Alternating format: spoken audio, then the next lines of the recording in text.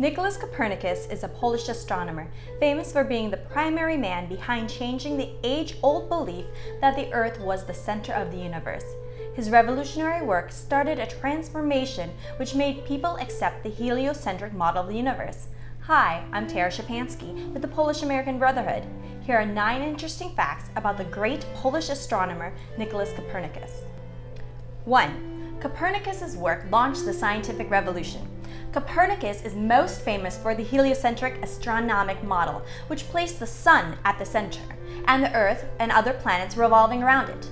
Prior to the heliocentric model, Ptolemy's geocentric model was the accepted model for centuries, which put the Earth at the center of the universe with all planetary bodies revolving around it.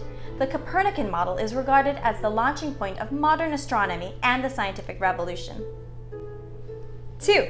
Copernicus was not the first to propose the heliocentric model.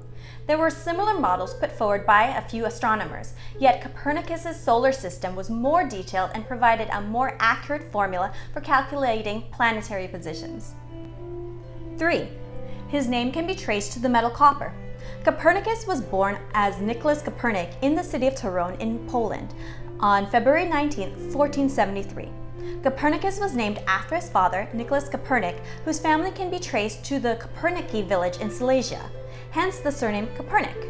The village in turn took its name from the German term copper for the metal copper that was mined there. 4. An element has been named after Copernicus. The chemical element copernicum, with atomic number 112, is named after Nicolaus Copernicus. The name was officially accepted and announced on February 19, 2010, the 537th anniversary of Copernicus's birth.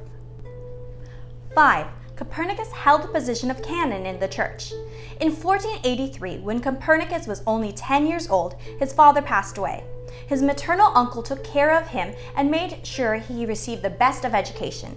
In 1494, his uncle, who was the Bishop of Warmia, helped him secure the position of canon, an administrative appointment in the Church. Copernicus held the position throughout his life, and it helped him fund his studies and research. He never married nor had children. 6. He was afraid that people would ridicule his work. Copernicus had more or less completed his work in favor of the heliocentric model in 1532.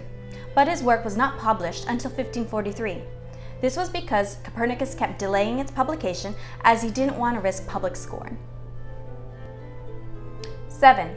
Copernicus's work was a worst seller. Although his book is now considered one of the most important works in astronomy, it failed to sell even 400 copies when it was published and was considered mathematical fiction. It was described as the book that nobody read, and that it was and is an all-time worst seller. However, even at that time, some astronomers did consider it as a worthy successor of Ptolemy's Almagest. 8. Copernicus was a notable economist. Apart from being an astronomer, Copernicus had a doctorate in canon law and was also a physician, linguist, classic scholar, translator, governor, diplomat, and most notably an economist. However, it is interesting to note that he didn't have a degree in any of these. He also knew 5 languages: Latin, German, Polish, Greek, and Italian. And lastly, 9.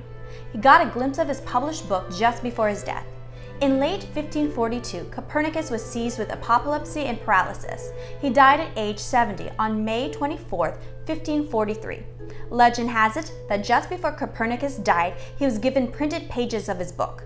It is said that he woke from a stroke-induced coma, took a look at his book, and then peacefully died, knowing his life's work was finally out.